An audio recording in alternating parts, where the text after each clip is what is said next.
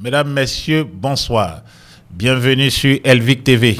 Content de vous retrouver une fois encore ce jour pour ensemble parler de la Côte d'Ivoire, de décrypter l'actualité politique ivoirienne.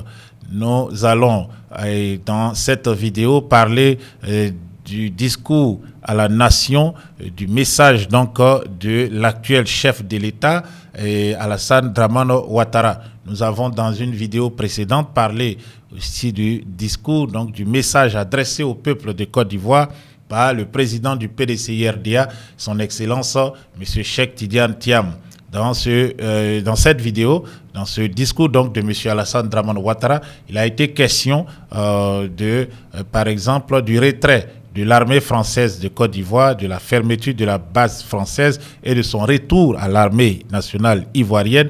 Et aussi, cette base va porter le nom d'un valeureux soldat ivoirien en la personne du général du corps d'armée Ouattara Thomas Dakin, qui fut le premier chef d'état-major de l'armée ivoirienne.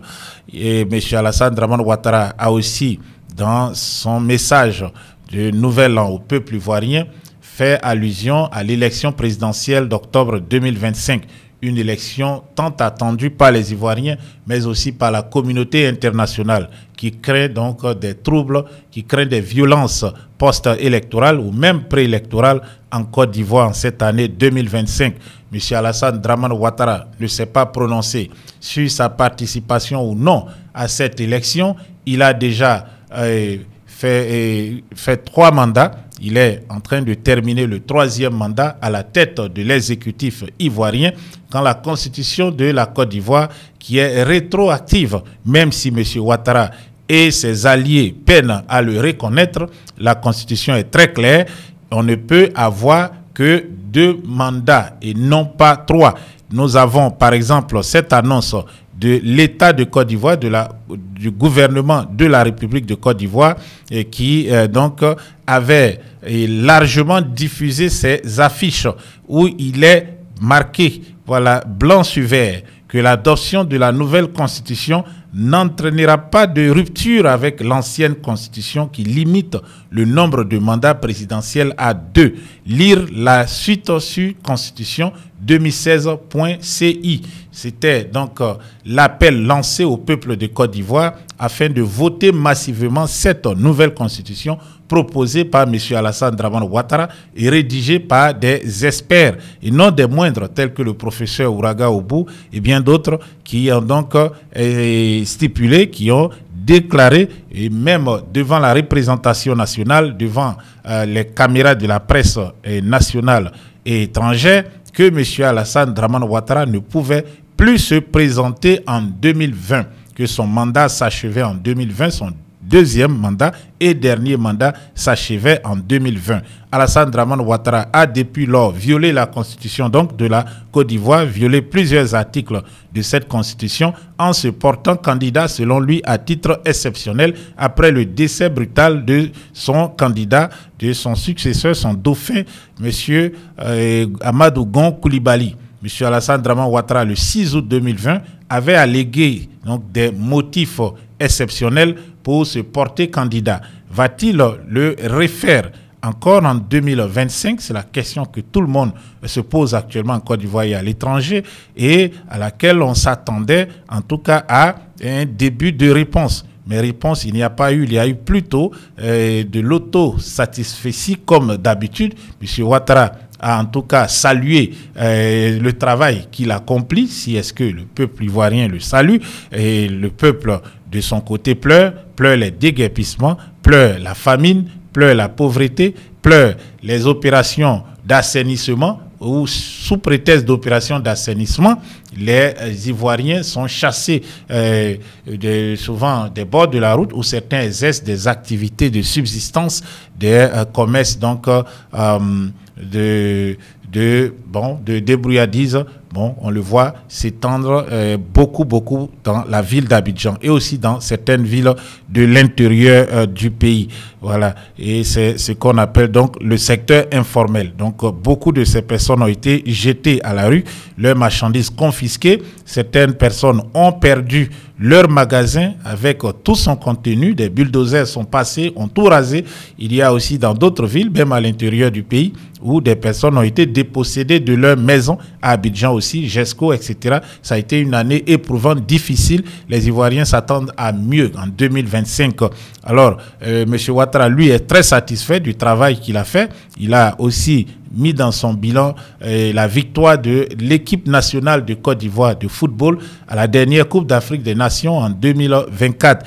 Il compte donc brandir cette victoire des éléphants de Côte d'Ivoire comme donc une victoire personnelle qu'il va mettre à son compte pour l'élection présidentielle de 2025. Je rappelle qu'il n'a toujours pas annoncé sa candidature, mais les actes qu'il pose, les actes que ses collaborateurs posent tous les jours, nous annoncent que M. Ouattara sera bel et bien candidat. Pour l'heure, il s'est exprimé. On va juste écouter une petite partie donc du discours de M. Ouattara et puis nous allons revenir donc pour continuer les décryptages.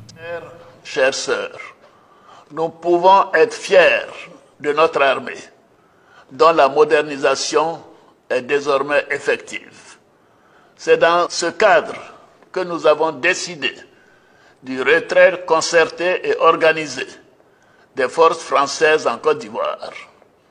Ainsi, le camp du 43e BIMA, le bataillon d'infanterie de marine de Port-Boué, sera rétrocédé aux forces armées de Côte d'Ivoire dès ce mois de janvier 2025. Vous avez donc écouté M. Alassane Dramane Ouattara parler du retrait de l'armée française de Côte d'Ivoire. Depuis plusieurs mois déjà, les soldats français sont priés de quitter plusieurs pays d'Afrique. Par exemple, le Tchad a, de façon un peu comme une surprise, donc annoncé la fin des accords de défense entre le pays et la France. Il y a 1000 soldats français stationnés au Tchad qui se répartissent sur 3 bases militaires françaises, la base de N'Djamena, la base d'Abéché et la base de Faya-Largeau dans le nord du pays. Ces bases donc seront rétrocédées à l'armée nationale tchadienne et donc les soldats français vont tous quitter le pays. Déjà plus d'une centaine a effectué le voyage retour en France. Le matériel est en train aussi d'être évacué en France. Et puis on a le Sénégal aussi qui a demandé le retrait des soldats français. Le président Bassirou Diomaye Faye s'est exprimé à ce propos aussi dans son message de Nouvel An à la nation. Le premier ministre de ce pays, le président Ousmane Sonko, président du parti PASTEF, auquel appartient le président en exercice, le président de la République, a dans son discours de politique ou d'orientation de politique générale devant les parlementaires affirmé qu'une proposition de loi sera faite pour fermer toutes les bases étrangères dans le pays, faisant allusion à la base militaire française, qui est une base aérienne et qui couvre aussi des territoires tels que la Côte d'Ivoire et le faisait aussi pour le Sahel. La France dispose de 350 soldats, des aviateurs en somme, qui sont présents donc au Sénégal, qui vont eux aussi partir. Donc c'est déjà 1350 soldats français qui devront quitter le pays dans les mois à venir. Avec l'annonce d'Alassane Dramane Ouattara, les 600 soldats, en tout cas c'est ce que disent l'État de Côte d'Ivoire, le gouvernement ivoirien, et les forces de défense et de sécurité donc de la Côte d'Ivoire. Donc le président Alassane Ouattara annonce le retrait de la base militaire, le retrait des soldats français. Ce sont donc 600 soldats qui vont quitter le pays très très bientôt, 600 soldats qui vont s'ajouter aux 1350 qui sont sur le départ ou qui sont déjà partis, qui étaient basés au Tchad et au Sénégal. À cela, il faut ajouter les milliers de soldats français qui ont déjà quitté le Mali, le Niger et aussi le Burkina Faso, 350 soldats des forces spéciales du commandement des opérations spéciales basés dans le camp de Camboisin et à la sortie donc de Ouagadougou ont dû donc se replier sur Abidjan. Les 2000 soldats basés au Niger ont dû donc à travers le Bénin quitter le pays. Ceux du Mali, de la force de l'opération Barkhane, ont dû eux aussi partir. Il restera désormais 300 soldats français au Gabon et qui protègent majoritairement les sites pétroliers appartenant à Total Elf, et 1500 soldats basés à Djibouti qui sont plus présents pour des opérations dans la Corne de l'Afrique et au Moyen-Orient. Donc la présence militaire française en Afrique, tant décriée par les observateurs et par les populations africaines, est en train ainsi de prendre fin. Mais la question qu'on se pose tous est, ces soldats vont-ils réellement partir? On sait que la France dispose de plusieurs bases militaires en Côte d'Ivoire. Nous avons la base de Lomo Nord, la base aussi du 43e BIMA qui sera rétrocédée à l'armée ivoirienne dans une cérémonie peut-être très bientôt. Et puis nous avons aussi l'Académie internationale de lutte antiterroriste de Jacquesville qui forme donc aux opérations donc contre des groupes insurgés, qui forment des soldats des armées africaines ou des groupes, des entreprises de sociétés privées, donc aux opérations de contre-insurgence, voilà, contre les insurgés dans ces États. Donc la France ferme-t-elle la base de Bima pour se replier sur la base de Jacquesville, où des soldats français seront-ils présents en Côte d'Ivoire sous couvert donc de formateurs, comme l'avait dit un peu plus tôt dans une intervention devant les parlementaires au Palais Bourbon, l'ancien sous-chef d'état-major de l'armée, le général Didier Castres, chargé des opérations. Ce dernier avait affirmé: nous devons être plus discrets, on peut former par exemple des acteurs qui vont sur des théâtres d'opération dans des camps à Lomo Nord. Il n'a pas mentionné la base de Jacquesville. Lomo Nord a été rétrocédé à l'armée ivoirienne après un conflit avec les riverains qui se sont interposés, qui ont dénoncé l'extension de la base, comme le souhaitait l'armée française et aussi M. Alassane Dramane Ouattara. Pour éviter donc un conflit majeur, l'agrandissement de la base n'a pas eu lieu et les soldats français se sont retirés de la base et l'ont cédé aux FACI, aux Forces armées nationales de Côte d'Ivoire. Alors, la situation, comme on le voit en Côte d'Ivoire, peut dégénérer. L'armée française est venue un peu plus tôt pour protéger les intérêts français.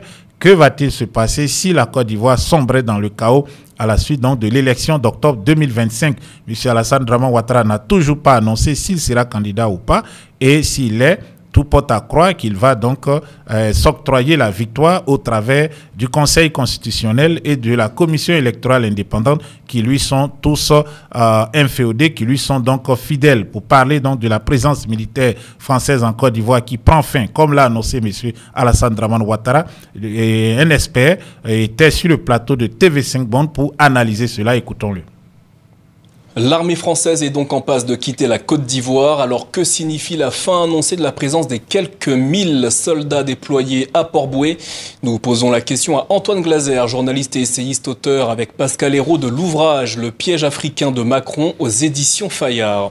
Antoine Glaser, après le Tchad, le Sénégal, la Côte d'Ivoire annonce à son tour qu'elle met fin à la présence militaire française sur son sol. S'agit-il d'un nouveau revers diplomatique pour Paris? Oui, mais en même temps, c'est un revers diplomatique pour Paris, mais c'est aussi parce qu'on est quand même dans une nouvelle période historique et on voit bien que c'est une période, je veux dire, il n'y avait plus aucune raison qu'il y ait encore des drapeaux français avec des bases militaires françaises en Afrique, en dehors de Djibouti, qui est vraiment tourné vers le proche Moyen-Orient, qui est totalement autre chose, où il y a le monde entier, les Américains, les Chinois. Mais je veux dire que ça soit en Côte d'Ivoire, au Gabon, au Sénégal, c'est vrai que c'est une sorte d'anachronisme historique. Je veux dire, à la chute du mur de Berlin en 1990, finalement, il n'y avait plus aucune raison pendant 30 ans, de 60 à la chute du mur de Berlin, la France, au nom de la lutte contre l'Union soviétique, continuait à avoir une sorte de présence, mais c'était vraiment une sorte de rente politique et économique qui n'avait plus lieu d'être. Donc, encore une fois, c'est une sorte d'anachronisme historique qui s'est fait malheureusement dans les pays comme le Mali, le Burkina Faso, le Niger. La France s'est vraiment fait virer. Là, maintenant, il y a une anticipation de la Côte d'Ivoire avec, bien sûr, l'accord de Paris. Mais on voit que c'est la fin d'une période historique qui a traîné. La France a continué trop Antoine longtemps. Glaser, pourtant une réarticulation de la présence militaire française en Afrique avait été annoncée, notamment par Jean-Marie Bockel, l'envoyé personnel d'Emmanuel Macron en Afrique. Le pouvoir français a-t-il fait une croix sur ce projet ? C'est-à-dire, on voit bien que la France s'est fait bousculer en Afrique. Elle se fait bousculer par ses partenaires africains d'une façon plutôt rapide dans des pays comme le Mali, le Burkina, le Niger, d'une façon aussi extrêmement violente au Tchad, parce que le Tchad était vraiment le bastion. C'est là, au moment de la colonisation, les militaires français étaient là depuis quasiment 1900. Alors, les bases ont installé en 1940. Donc, c'était au cœur de l'Afrique. C'était retour sur les côtes, mais même sur les côtes, on voit bien qu'en Côte d'Ivoire, à quelques mois d'une nouvelle élection présidentielle, on voit qu'il y a une accélération finalement de prise de distance même du président Alassane Ouattara, qui est quand même jusqu'à présent très proche de Paris. On voit qu'il y a une accélération avec bien sûr débaptisé le 43e BIMA, qui était le bataillon de l'infanterie de marine, nommé finalement, ça s'appellera Ouattara Thomas Daquin, qui est le premier chef d'état-major de l'armée ivoirienne. Donc on voit qu'il y a une accélération, une vraie inquiétude par rapport finalement à cette jeunesse africaine en recherche de souveraineté, et que les chefs d'État, ils accélèrent. Et donc, on voit bien que Paris est complètement maintenant marginalisé. Alors justement, Antoine Glaser, pour certains Africains, le départ de l'armée française constitue une rupture historique et salutaire. Peut-on voir les choses ainsi ? Oui, on ne peut pas dire autrement. Ça ne veut pas dire qu'il y aura plus du tout de militaires français, des forces spéciales pour former. Mais je veux dire, l'Afrique s'est totalement mondialisée. Ces chefs d'État, ils ont le monde entier dans leur salle d'attente. Pourquoi est-ce que la France serait toujours en situation de monopole dans ces pays? C'est là où on voit qu'il y a un changement réellement historique. La France n'a pas vu l'Afrique se mondialiser. L'Afrique se mondialise à une vitesse absolument accélérée. Et donc, je veux dire, la France, encore une fois, est restée beaucoup trop longtemps à se croire chez elle sur un continent mondialisé. Antoine Glaser, vous parlez d'accélération de l'histoire. Cette accélération pourrait-elle permettre de refonder des relations avec certains pays africains sur des bases plus saines ?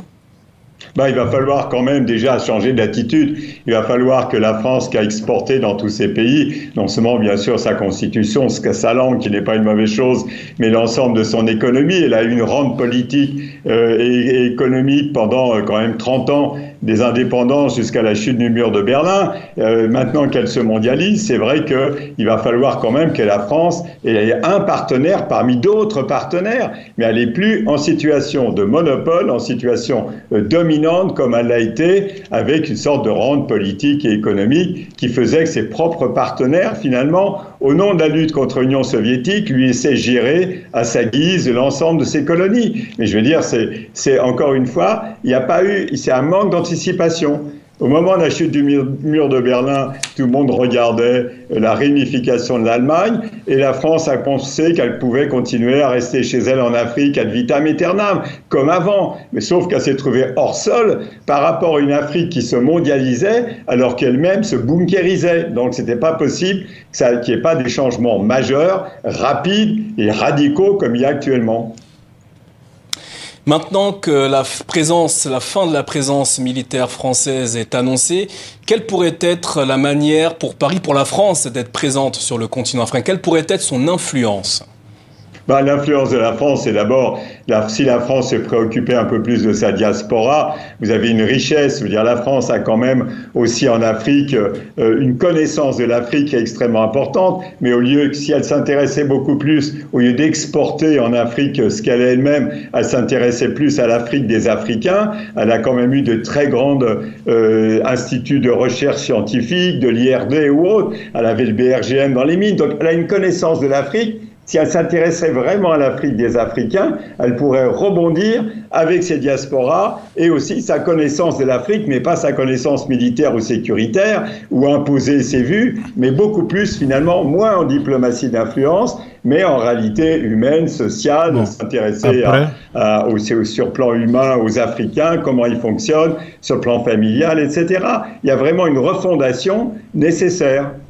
Antoine Glaser, merci d'avoir répondu à nos questions. Ce soir, je rappelle le titre de votre ouvrage, Le piège africain de Macron, à retrouver aux éditions Fayard. Merci à vous. L'armée française est donc en passe de quitter la Côte. Vous avez donc écouté M. Antoine Glaser, fondateur de la Lettre du Continent, essayiste aussi, fin connaisseur de la politique africaine, qui a déclaré donc que M. Alassane Ouattara serait peut-être en train de prendre ses distances de la France. Est-ce réellement le cas? Alassane Draman Ouattara est-il en train de prendre ses distances donc de la France afin ainsi de ne pas être impacté par l'impopularité de la France, des politiques français, il faut le dire, sur le sol africain, ou tout simplement c'est une manœuvre afin donc de confisquer le pouvoir? On le sait, M. Alassane Draman Ouattara suspecte la France de soutenir d'autres candidats, à la personne du président Cheikh Tidiane Thiam, le président du PDCI RDA, et donc M. Ouattara peut décider aussi de façon unilatérale donc de la fermeture de la base afin de s'éloigner de la France, car il compte se tourner vers d'autres acteurs politiques, vers d'autres soutiens, afin de confisquer le pouvoir. Vers qui peut se tourner donc M. Alassane Draman Ouattara? La question est posée. Pour l'heure, la Côte d'Ivoire n'avait pour seul allié, en tout cas sous la gouvernance Ouattara, pour seul allié que la France et un peu en partie les États-Unis. Les États-Unis sont aujourd'hui très remontés contre Ouattara, la criminalité, le narcotrafic, les détournements de deniers publics, la mauvaise gouvernance, ont pignon sur roue, sous la gouvernance de M. Ouattara. Donc un allié très important, donc les États-Unis se sont détournés de lui. La France lui demande de passer le flambeau à une nouvelle génération, ce que pour le moment M. Ouattara refuse. Les rapports sont-ils donc détériorés? On se rappelle aussi, vous pouvez le voir dans nos vidéos passées, que les proches, les collaborateurs de M. Alassane Draman Ouattara attaquent la France donc à l'unisson ces dernières semaines, les dernières semaines de l'année 2024. Plusieurs pontes du régime RDA ont attaqué violemment la France. Et par exemple, Madame Kandia Kamisoko Kamara, présidente du Sénat, qui a donc affirmé: si la France veut nous imposer quelqu'un d'autre, nous irons manifester devant l'ambassade de France. Quant à Koné Kafanan Gilbert, président du directoire du parti au pouvoir du RDA RHDP, il a affirmé que la France sache que la Côte d'Ivoire est indépendante depuis le 7 août 1960 et que si elle veut pousser notre candidat, M. Alassane Ouattara, vers la sortie, nous allons résister. Et il y a d'autres qui ont aussi fait des déclarations assez graves.